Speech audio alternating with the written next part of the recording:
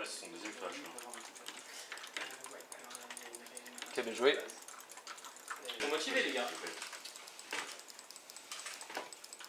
J'ai touché hein. Oh, je suis trop content. L'e-sport et la pratique compétitive de jeux vidéo, c'est quelque chose qui se développe énormément depuis, je dirais, 7 ou 8 ans, et ce qui a notamment explosé avec le développement de YouTube, c'est-à-dire des vidéos on-demand sur Internet, gratuites et de consommation de masse, et du streaming sur Internet, notamment grâce à Twitch, qui permet de regarder cette fois de la vidéo en live streamée sur Internet.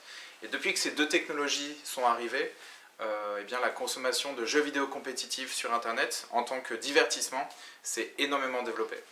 L'e-sport, c'est vraiment des millions de jeunes qui suivent ce divertissement, soit comme un divertissement pour regarder leur influenceur, leur star préférée, soit comme une compétition, donc suivre telle compétition, suivre la meilleure équipe, savoir si l'équipe d'Espagne est meilleure que l'équipe de France, etc. Il est bien meilleur que Goldman par contre. Vas-y les gars, go mid into top et on finit. Ok. C'est Massa qui doit être top. Donc là, nous sommes dans les infrastructures dans lesquelles les joueurs de Rogue Esport s'entraînent et jouent certains de leurs matchs compétitifs à distance. Et c'est des infrastructures dernière génération.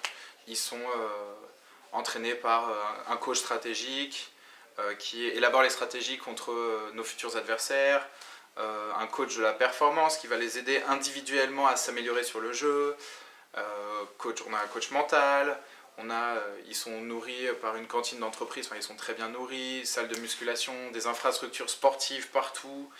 L'objectif, c'est d'offrir un cadre qui soit le cadre de l'excellence et qui leur permette de se développer tant au niveau physique, sportif qu'intellectuel.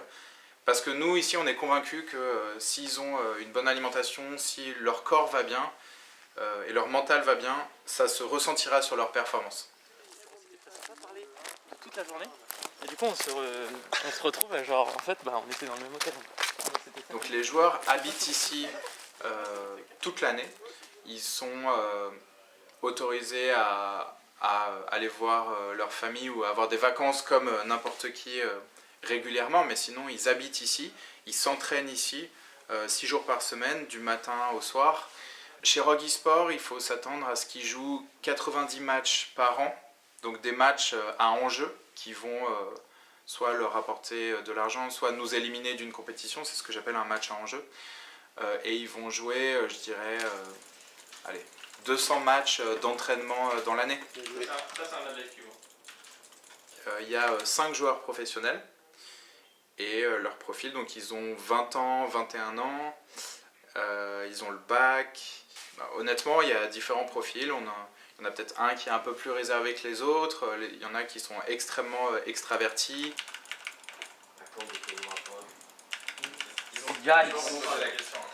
T'as vraiment hésité.